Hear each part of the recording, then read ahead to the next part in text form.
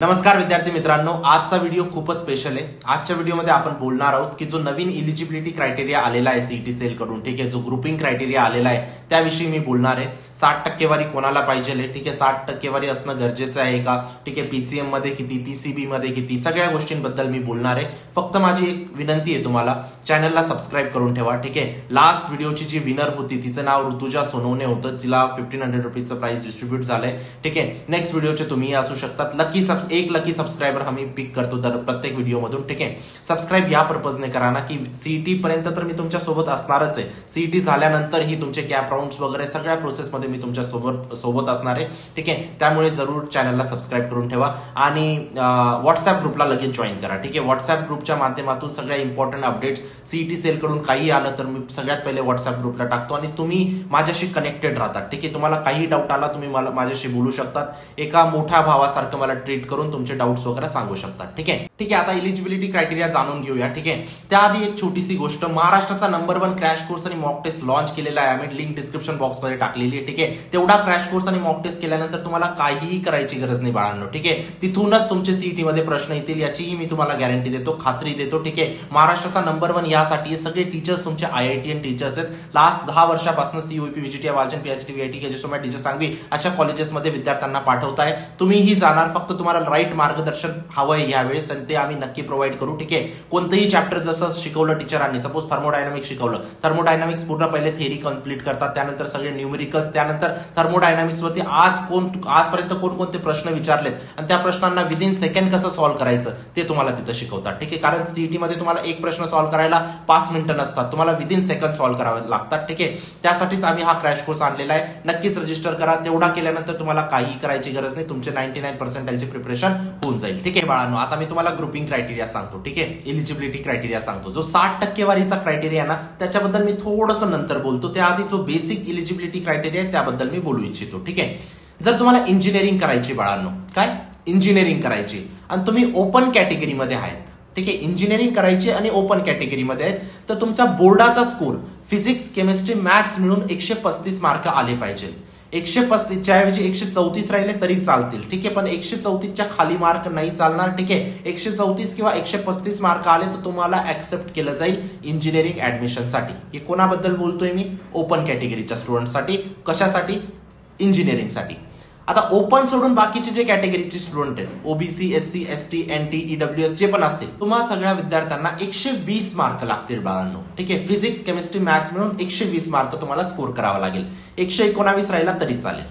आता याच्यात थोडासा ट्विस्ट आहे, फिजिक्स केमिस्ट्री मॅथ मिळून जर तुमचे 135 किंवा 120 मार्क नसतील भरत, ठीक आहे, ओपन आणि बाकीच्या कॅटेगरीसाठी सांगतोय, तर तुम्हाला केमिस्ट्रीला हे सब्जेक्ट तुम्ही टाकू शकतात, ऑप्शन करून केमिस्ट्री तुम्ही ड्रॉप करा आणि या सब्जेक्टला टाका, पण फिजिक्स आणि मॅथ कंपल्सरी आहे इंजिनिअरिंगसाठी, ठीक आहे। जर केमिस्ट्री तुम्ही ड्रॉप करून तुमच्या कोणत्या दुसऱ्या सब्जेक्टमध्ये चांगले मार्क आले असतील ते तुम्ही टाकू शकतात, पण दुसरे कोणते सब्जेक्ट इथं जेवढे दिलेले आहेत मी तेवढे सब्जेक्ट तुम्हाला कन्सिडर करायचे। क्लिअर गोष्ट ही, याच्यात काही अडचण नसेल तुम्हाला, है ना। ही झालं आता तुमचं इंजिनिअरिंगचं। आता फार्मसी बद्दल जर बोलायला ठरवलं मी, तर फार्मसीचं तुमचं पीसीबी मिळून ओपन वाल्यांना 135 आणि 134 पण चालेल, आणि ओपन सोडून बाकीचे जेवढे पण कॅटेगरी आहेत त्यांना 120 आणि 119 पण चालेल। आता इथं केमिस्ट्रीला तुम्ही ड्रॉप नाही करू शकत, इथं फिजिक्स केमिस्ट्री कंपल्सरी आहे। बायोच्या ऐवजी जर मॅथ्स पण राहिलं तरी तुम्ही फार्मसीला अपियर होऊ शकतात, ऍडमिशन घेऊ शकतात। क्लिअर गोष्ट ही, खूप सिंपल भाषेत मी तुम्हाला समजवलं बाळांनो, है ना। Grouping criteria, basic grouping criteria समजला। आता आपण वळूया 60%च्या क्रायटेरियावरती, ठीक आहे, की 60%चा क्रायटेरिया नेमकं काय भानगड आहे सर, एवढी न्यूज बनते त्याच्याबद्दल। बघा, 60%चा क्रायटेरिया काय असतो बाळांनो, समजा आता तुम्ही कॉलेजला ऍडमिशन घेणार, कॉलेजला ऍडमिशन गेल्यानंतर कॉलेजमध्ये जाणार, 4 वर्षानंतर तुम्हाला कंपनीज येणार आहेत कॉलेजमध्ये, ठीक आहे। त्या कंपनीज काय करतात, प्लेसमेंट कसं होतं त्याचा थोडासा फ्लो समजा, त्यानंतर तुम्हाला ही गोष्ट समजेल। कंपनी आली, कंपनी काय म्हणते, मग कंपनी काय म्हणते, ज्या विद्यार्थ्यांना 12वी मध्ये 60% आहेत आणि इंजिनिअरिंग मध्ये 60% तेच विद्यार्थी आमच्या कंपनीच्या इंटरव्ह्यू मध्ये बसू शकतात। मग आता ज्या विद्यार्थ्यांनी चांगलं प्रिपरेशन पण केलं इंजिनिअरिंग मध्ये तरी त्याला बसू देत नाही, हे अनफेअर वाटतं, है ना।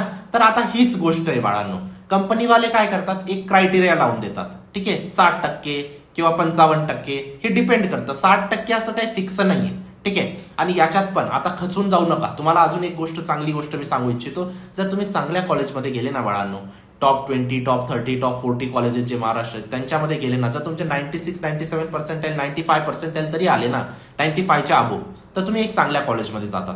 आणि चांगल्या कॉलेजमध्ये जाऊन चांगल्या कॉलेजमध्ये हा क्रायटेरिया बघितला जात नाही. का बघितला जात नाही त्याचं रिझन तुम्हाला सांगू इच्छितो.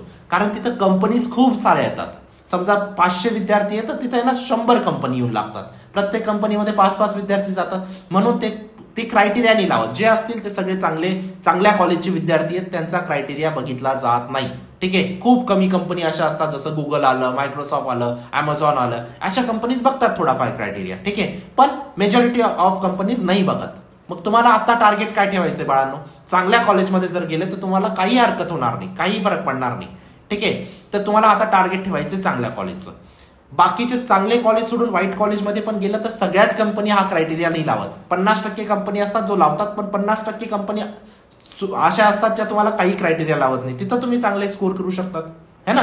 तर हा झाला बेसिक तुमचा 60% क्रायटेरिया. मी चांगल्या पद्धतीने तुम्हाला एक्सप्लेन केला की कुठं यूज होणार आहे. ठीक आहे. आता चांगल्या कॉलेजमध्ये जायला मी तुम्हाला लावलं. चांगल्या कॉलेजमध्ये जायसाठी काय लागेल बाळांनो? सीईटी मध्ये चांगले पर्सेंटेल. आणि सीईटी मध्ये चांगले पर्सेंटेल कसं काय भेटतील? चांगला प्रिपरेशन. आणि चांगला प्रिपरेशन कुठून करू शकता तुम्ही? क्रॅश कोर्स आणि मॉक टेस्ट मधून व्यवस्थित प्रिपेअर करून तुम्ही स्वतःला सीईटी साठी प्रिपेअर घेऊ शकतात. म्हणूनच आम्ही जो क्रॅश कोर्स आणि मॉक टेस्ट घेऊन आलोय बाळांनो, ठीक आहे, तो महाराष्ट्राचे नंबर 1 यासाठी की आम्ही तुम्हाला प्रिपेअर करतो एक बेस्ट कॉलेजसाठी. ठीक आहे. तेवढा क्रॅश कोर्स जर तुम्ही बघितला ना पूर्ण आणि तेवढे सगळे मॉक टेस्ट लावले, बाळांनो तुम्हाला काही करायची गरज नाही रे बाळांनो. आता बघा, तुम्ही म्हणणार सर तुम्ही तुमच्या क्रॅश कोर्स आणि मॉक टेस्ट बद्दल बोलताय, तुम्ही दुसरीकडून लावून घ्या बाळांनो, काही हरकत नाही. तुम्ही तुमची प्रिपरेशन करून घ्या. ठीक आहे. मी असं म्हणतो ना, कारण तुम्ही स्वतः अभ्यास करायला जाणार ना, थोडासा टाइम लागतो, है ना. स्वतः टाइम लागतो. जर तुम्ही व्हिडिओज मध्ये बघून घेतलं की हा असं होतं, असे टिप्स अँड ट्रिक्स असतात, असे सेकंडमध्ये विदिन सेकंड असे क्वेश्चन सॉल्व्ह होतात, तर तुमच्यासाठी थोडंसं इझी होऊन जातं, है ना. तर मी असं सांगू इच्छितो तुम्हाला, कुठूनही करा पण तुमचा फायदा करून घ्या आणि मॉक टेस्ट नक्की लावा. विदाउट मॉक टेस्ट तुम्ही 99% नाही करू शकत रे बाळांनो. ठीक आहे. कारण सीईटीची एक्झाम ऍप्लिकेशन बेस येणार आहे यावेळेस आणि क्वेश्चनची डिफिकल्टी ही वाढणार आहे. हे तुम्हाला सीईटी सेलनेच सांगितलंय. ठीक आहे. मी माझ्या मनाने नाही बोलत आहे. ठीक आहे. नोटीसमध्ये 3rd नंबरचा पॉईंट तुम्ही वाचू शकतात, है ना. मग राहा ना, प्रिपेअर राहा ना आता तुम्ही, है ना. आता तुम्हाला प्रिपरेशन तुमची खूप वाढवायची, कट ऑफ वाढणार आहे, सगळ्या गोष्टी आहेत, पण तुम्हाला तुमची प्रिपरेशन वाढवायची आहे. 99 पर्सेंटाईलचं टार्गेट ठेवायचंय. आणि जर माझ्यासोबत राहणार, मी तुम्हाला ते पर्सेंटाईलचं टार्गेट आणून देईल, एवढी मी गॅरंटी देतो तुम्हाला, जर तुम्ही मला प्रतिसाद दिला, चांगल्या पद्धतीने अभ्यास केला तर. ठीक आहे. आणि जो पण विद्यार्थी पहिल्यांदा मला बघत असेल, प्लीज चॅनलला सबस्क्राईब करून ठेवा. व्हॉट्सअप ग्रुपला जॉईन करा, आत्ताच करा. ठीक आहे. व्हॉट्सअप ग्रुपच्या माध्यमातून खूप गोष्टी मी आणणार आहे रे बाळांनो. तुमचे पॅरेंट्सला, तुम्हाला काही डाऊट्स असतील, तुमच्या पॅरेंट्सला डाऊट्स असतील, माझ्याशी बोलायला लावा त्यांना. ठीक आहे. त्यांना कॉल करायला लावा, है ना. आपण बोलू, प्रत्येक प्रॉब्लेमला सॉल्व्ह करू, पण तुमचे पर्सेंटाईल आले पाहिजे. ठीक आहे. भेटतो मी तुम्हाला नंतरच्या व्हिडिओमध्ये. Bye, take care, thank you.